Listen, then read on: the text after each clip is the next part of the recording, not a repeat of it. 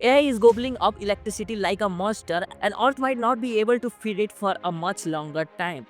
So, what do the tech billionaires do? Have you ever thought about it? If no, let me tell you, they will move the servers to the space. Yet, data center in orbit. Welcome to the future, my friends.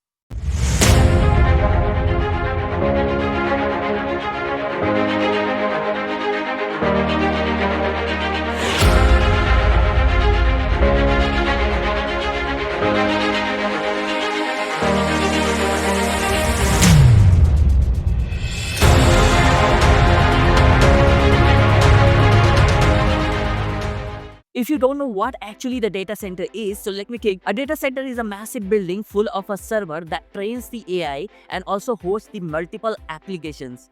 A space data center is the same idea, but launched into the orbit, powered by the solar arrays and cooled by the vacuum of the space, and linked to the earth by the lasers or the high-speed satellites.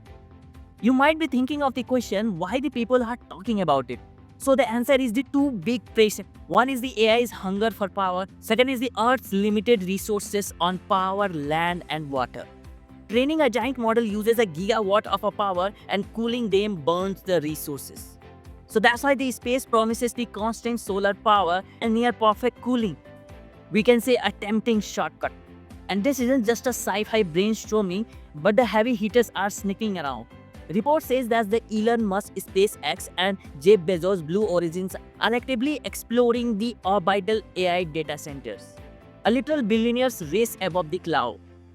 My estimate is that actually that the cost of electricity, like the cost effectiveness of AI in space, will be overwhelmingly better than AI on the ground. So far, long before you exhaust potential energy sources on Earth, long before, meaning like I think even perhaps in the 4 or 5 year time frame, the lowest cost way to do AI compute will be with solar-powered AI satellites. Google has an internal moonshot called as a Project Suncatcher studying about the solar-powered AI satellites and prototype launches to test the idea. This is literally insane, guys. And startups are already building for space. Companies like StarCloud, which aim is to launch the GPU-equipped compute to the orbit. And long-standing concepts like a space-based secure cloud network shows there a real industry momentum. Hello everyone, welcome back to the channel. This is Pradeep and you are watching Brain Fidelity. Many of you might be thinking, okay, the idea is great, but how it's actually work? So let me tell you, imagine modular server pods launches on rockets, unfold massive solar fields. Server runs AI jobs and heat is radiated into space and results are beamed back to the earth by the lasers. For latency sensitive ad, you would use the edge node on the earth. A bit compute would handle the heaviest workload. Now coming to the question, why it excites to the engineer? So let me give you the answer. Number 1, 24/7 solar power. Number 2, passive cooling because space is cold. And number 3, isolation from earth-based disasters. And number 4, the potential to compute closer to some satellite networks.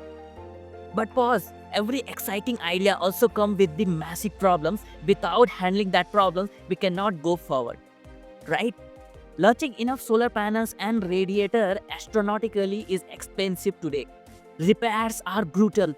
Radiation and reliability, huge engineering headaches. And there's a space debris. A single collision can wipe out the orbiting data clusters. Before proceeding on any interesting idea, there's always comes an important reality check.